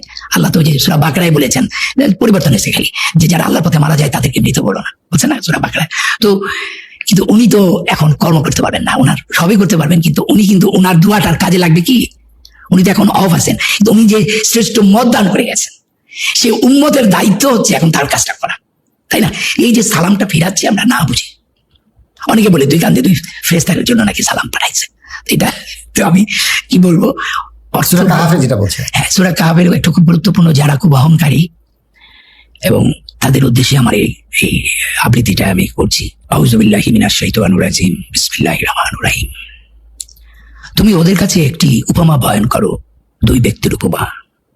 ওদের একজনকে আমি দিয়েছিলাম দুটো আঙুরের বাগান, আর এই দুটোকে আমি খেজুর গাছ দিয়ে ঘিরে দিয়েছিলাম, আর দুইয়ের মাঝে দিয়েছিলাম শস্য ক্ষেত। দুটো বাগানই ফল দিত, তাতে কোনো কসুর করতো না। আর দুইয়ের ফাঁকে ফাঁকে আমি নদী বইয়ে দিয়েছিলাম, আর তার প্রচুর ধন সম্পদ ছিল। তারপর কথায় কথায় সে তার বন্ধুকে বলল, ধন সম্পদে আমি তোমার থেকে বড়, জনবলও তোমার চেয়ে শক্তিশালী। এইভাবে নিজের উপর অত্যাচার করে সে তার বাগানে ঢুকলো। সে বলল, আমি মনে করি না যে কখনো ধ্বংস হবে, আমি মনে করি না যে কিয়ামত হবে, আর যদি আমাকে আমার প্রতিপালকের কাছে ফিরিয়ে নেয়াই হয় তবে আমি তো নিশ্চয়ই চেয়ে ভালো জায়গা পাবো। তার সঙ্গে তার তর্কের উত্তরে তাকে বলল, তুমি কি তাকে অস্বীকার করছো যে তোমাকে মাটি থেকে সৃষ্টি করেছেন, তারপর শুক্র থেকে, তারপর পূর্ণ করেছেন মানুষের অবয়বে? আল্লাহই আমার প্রতিপালক, আমি কাউকে আমার প্রতিপালকের শরীক করি না। তুমি যখন ধনীয় সন্তানে আমাকে তোমার চেয়ে কম দেখলে, তখন তোমার বাগানে ঢুকে তুমি কেন বললে না আল্লাহ যা চেয়েছেন তাই হয়েছে, আল্লাহ সাহায্য ছাড়া কোনো শক্তি নেই? হয়তো আমার প্রতিপালক আমাকে তোমার বাগানের চেয়ে আরো ভালো কিছু দেবে। ও তোমার বাগানে আকাশ থেকে আগুন ছড়াবেন, বা ওর পানি মাটি, যার ফলে গাছপালা শূন্য মাটি হয়ে যাবে, বা ওর পানি মাটির নিচে হারিয়ে যাবে, যা তুমি কখনো ফিরিয়ে আনতে পারবে না। তার ফলগুলো ধ্বংস হয়ে গেল, আর সেখানে সে যা ব্যয় করেছিল তা মাথা সমত যখন পড়ে গেল, সে আক্ষেপ করে হাত মুছে আক্ষেপ করতে লাগলো। সে বলতে লাগলো, হায়, আমি যদি কাউকে আমার প্রতিপালকের শরীক না করতাম, আর আল্লাহ ছাড়া তাকে সাহায্য করার কোনো লোক ছিল না। এক্ষেত্রে অভিভাবকত্বের অধিকার সেই আল্লাহর, যিনি সত্য, পুরস্কার দানে, পরিণাম নির্ণয়ে তিনি শ্রেষ্ঠ। এই যে দেখেন, এই যে এখানে কি পারফরমেন্স নাই? জি অবশ্যই আছে। আল্লাহ যখন বলেন আউযু বিল্লাহি মিনাশ শাইতানির রাজিম, বিসমিল্লাহ, সূরা হিজরের যেটা, আমি তো ছাঁচে ঢালা শুকনো ঠনঠনে মাটি থেকে মানুষ সৃষ্টি করেছি, যখন আমি তাকে সুরাম করব, তার দেহে আমার রূহ বা প্রাণ সঞ্চার করব। এই যে এইটা কথাটা কার? আল্লাহর কথা। কখন আল্লাহ বলতেছেন? সূরা আল মাউনের যে ২৮ আল্লাহ আমরা যেটা পড়ি, তিনি কি বলছেন? আউযু বিল্লাহি মিনাশ শাইতানির রাজিম, বিসমিল্লাহির রহমানির রহিম। কার কথা এটা? তুমি কি দেখেছো তাকে যে ধর্ম বিচারকে অস্বীকার করে, এতিমকে ধাক্কা দিয়ে তাড়িয়ে দেয়, অভাবগ্রস্তকে অন্নদানে উৎসাহিত করে না? সুতরাং দুর্ভোগ সেই সব নামাজ আদায়কারীর, যারা তাদের নামাজ সম্বন্ধে উদাসীন, যারা তারপরে লোক দেখানোর জন্য, এবং যারা অপরকে সংসারের ছোটখাটো জিনিস দিয়ে সাহায্য করতে চায় না। এখন এইটা যদি আমি এইভাবে পড়ি, তুমি দেখছো যে তোমার এটার মানে কি হতে পারে বলে। সো অনেক আগে শামসুর রহমান একটা কথা বলেছিলেন, কবি, আমার খুব প্রিয় কবি। উনি বলেছিলেন যে উদ্ভট উটের পিঠে চড়েছে স্বদেশ, এটাই উঠ আমরা সঠিক পথটা নিতে পারি নাই। আমি কতগুলো মানুষকে খুব স্মরণ করি সবসময়, তার মধ্যে একজন অন্যতম হচ্ছে মাওলানা ভাসানী, ডক্টর মোহাম্মদ শহীদুল্লাহ, এবং আমাদের যে ভ্রমণ কাহিনী লেখেন সৈয়দ মোস্তফা আলী। সৈয়দ মোস্তফা আলী 15 থেকে 16টা ল্যাঙ্গুয়েজ শিখেছে। আরে ভাই, আপনার বয়স 70 বছর, তাতে কি? কালকে থেকে শুরু করেন আপনি আরবি ভাষা শেখা। কারণ ভাষা শিখলে কি হয় জানেন? বিদেশিরা, ফরেনাররা, ওরা ওদের মাতৃভাষার পাশে 2-3টা করে ভাষা শেখে। কেন জানেন? ওইটা লসনেসটা, ব্রেনটা কাজ করে, যেটা বুড়ো বয়সেও স্মরণ শক্তিটা কাজ করে। আমি বলছি যে আপনি, আমার তো বুড়ো হয়ে গেছে, আর কে শিখাবে? আপনি আরবি ভাষাটা বিসমিল্লাহ বলে শেখা শুরু করেন। আপনি যে কটা শিখতে পারবেন সেটাই লাভ। যেমন না পারলে কিছু সূরার ওই ওয়ার্ডগুলোর অর্থটাও যদি আপনি বলেন, আল্লাহ তিনি ছাড়া কোনো উপাস্য নেই, তিনি চিরঞ্জীব চিরস্থায়ী, এরকম ওয়ার্ডগুলো বুঝেও করতে পারেন। আরবি ভাষাটা শিখলে দুটো লাভ, একটা হচ্ছে আপনার স্মৃতিশক্তি বেড়ে যাবে, 2 নাম্বার হচ্ছে যে ভাষাতে আমাদের কোরআন নাজিল হয়েছে সেই ভাষাটা আপনি জানতে পারবেন। তবে এই ভাষাটার, এই পড়াটার কোনো অর্থ নাই যার আমি একটা শব্দ বুঝি না। আসলে আমি খুবই ক্ষুদ্র একটি মানুষ, এবং আমার যে জ্ঞান, আমার যে পড়ালেখা, সেটা এতই সীমিত, এতই কম। তারপর ওই অল্প জ্ঞানে আমি যে আমার মহান আল্লাহ তাআলার অস্তিত্বটা যে একটু টের পাচ্ছি, উনি আছেন, এতেই আমি ধন্য। আমরা যদি কোরআনটাকে সুন্দর করে বুঝি, অর্থ করে পড়ি, এবং ইসলামটাকে সঠিকভাবে মেনে চলি, এবং আমিটা যেন বড় না হয়ে যায়, আমি যেটা বলেছি সেটাই ঠিক, এই থেকে বেরিয়ে আসতে হবে। তাহলে আমার মনে হয় আমাদের এই দেশটাকে, আমার বাপ দাদারা, তার দাদারা অনেক ভালো মুসলমান ছিলেন আমাদের চেয়ে। দিন দিন আমরা খুব খারাপ মুসলিম হয়ে যাচ্ছি। আমরা আমাদের পুরনো সেই সুন্দর ঐতিহ্যকে ফিরে পেতে চাই। আমাদের দেশে আবারও মাওলানা ভাসানীর মতো এরকম একজন লিডার আসুক, এবং ডক্টর মোহাম্মদ শহীদুল্লাহর মতো এরকম আরো গুণীজন আসুক। কাউকে কখনো তুচ্ছ করা উচিত না। কার মধ্যে আল্লাহর প্রতিনিধিত্ব আছে? আল্লাহর প্রতিনিধিত্ব সবার মধ্যে আছে। ওই কেটে খাওয়া সাধারণ মানুষটি, যাকে আমি ঘৃণা করছি, যার উপরে আমার এত বাজে দৃষ্টি, তার উপরেই আল্লাহ মহাকল্যাণ রেখেছে। কাজী মানুষের প্রতি বিশ্বাস হারানো যাবে না। মানুষের প্রতি বিশ্বাস হারানোটাও খারাপ। আল্লাহর একটা কোরআনে আয়াত দিয়ে আমি শেষ করতে চাই। আল্লাহ একটা জায়গায় বলছেন, বিসমিল্লাহির রহমানির রহিম, পৃথিবীতে বা ব্যক্তিগতভাবে তোমাদের যে বিপদ আপদ ঘটে, তার লেখার পূর্বেই তার লেখা হয়। এই জন্য যে তোমরা যা হারিয়েছ তার জন্য বিমর্ষ না হও, আর যা তিনি দিয়েছেন তার জন্য খুশিতে উল্লসিত না হও। আল্লাহ ভালোবাসেন না উদ্ধত অহংকারী। থ্যাংক ইউ ভাইয়া, অনেক গুরুত্বপূর্ণ জিনিস শিখলাম। আপনি এত ভালো বলতেছিলেন যে আমি প্রশ্নও করি নাই, কারণ আমি জাস্ট শুনতে যাচ্ছিলাম। আমি মনে করি যে আমরা আরো অনেক কিছু আপনার কাছে শিখতে পারবো। অনেক কিছু আমরা খুব ব্রিফলি গেছি, যেমন গাণিতিক বিষয়টা, মুসলমানদের ব্যবহারের বিষয়টা, সংস্কৃতি ও ইসলামের মেলবন্ধনের বিষয়টা, সেগুলো থেকে আপনার কাছ থেকে আরো ইনশাল্লাহ শিখবো। আমি শিওর এটা অডিয়েন্স এটা থেকে খুবই অনেক কিছু শিখবে, উপকৃত হবে। সো আপনাকে আপনার সময় দেওয়ার জন্য ধন্যবাদ। আপনি অনেক ব্যস্ততার মধ্যে সময় দিয়েছেন। সো ইনশাল্লাহ আমরা যেন সবাই কোরআনকে আঁকড়ে ধরি, সেই প্রত্যাশা রেখে আজকে শেষ করছি। আমি তোমাকে একটু কথা বলতে চাই, সেটা হচ্ছে যে আপনার সাথে আমার যে পরিচয়টা, সেটা খুব কাকতালীয়, এবং কিভাবে যেন হয়ে গেল। এবং আমি এই প্রথম ধর্ম নিয়ে আমি পাবলিকলি কথা বললাম, এবং সেটা কিন্তু আল্লাহ তোমার মাধ্যমে করলো। আল্লাহকে অনেক অনেক ধন্যবাদ।